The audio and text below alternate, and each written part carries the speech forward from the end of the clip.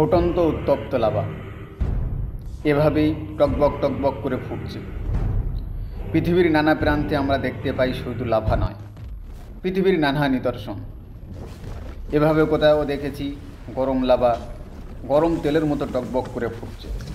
আবার কোথাও আমরা দেখেছি শীতল বরফের পাহাড়, যা সমুদ্র পৃষ্ঠ থেকে অনেকটা উঁচু। কখনো কখনো সেই বরফ গলে সমুদ্র পৃষ্ঠে পড়ে তরল হয়ে পানি প্রবাহ হয়। তার কারণে পৃথিবীর নানা প্রান্তে বন্যায় প্লাবিত হয়ে যেতে আমরা দেখেছি। হ্যালো বন্ধুরা, আজকের এরকম একটা ভিডিও নিয়ে আপনাদের সাথে চলে এসেছি। তো পাশে থাকুন, সাথে থাকুন, সম্পূর্ণ ভিডিওটা দেখতে থাকুন। পৃথিবীর নানা প্রান্তের নানা সৌন্দর্য নিয়ে আজকের এই ভিডিওটা।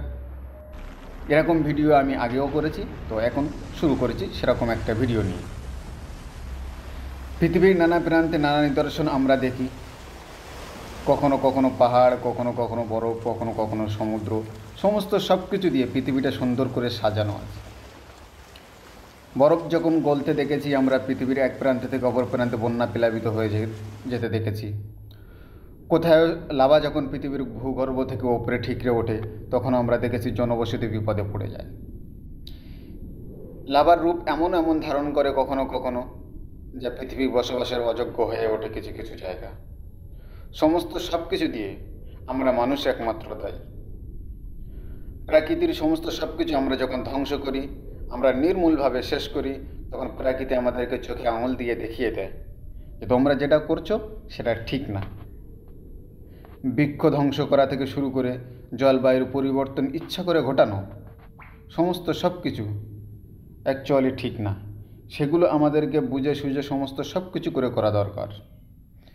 পৃথিবীর যে সমুদ্রগুলো আছে, সমুদ্রের পৃষ্ঠে যে মাছ নানা প্রজাতি সেখানে বিচরণ করে, সেগুলোকে কৃত্রিমভাবে ধ্বংস করে আমাদের উপার্জনের শিকার করা, আমি মনে করি সেগুলোও ঠিক না।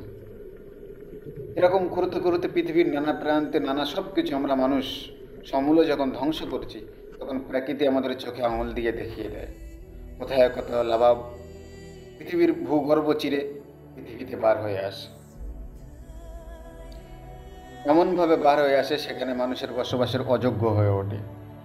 পৃথিবীর নানা প্রান্তে আমরা দেখেছি যেগুলো সমুদ্রে আছে, কত সুন্দর মাছের আকৃতি তারা বিচরণ করে থাকে, কিন্তু আমরা মানুষ সেগুলো ভক্ষণের জন্যে সেগুলোকে নির্মূলে অপ্রাপ্ত বয়সে আমরা সেগুলোকে ধ্বংস করি। এগুলো আমরা মানুষ রূপে পৃথিবীতে যত পরিবর্তন ঘটাবো, প্রাকৃতিকভাবে আমাদেরকে তত বিপর্যয় হয়ে পড়তে হবে।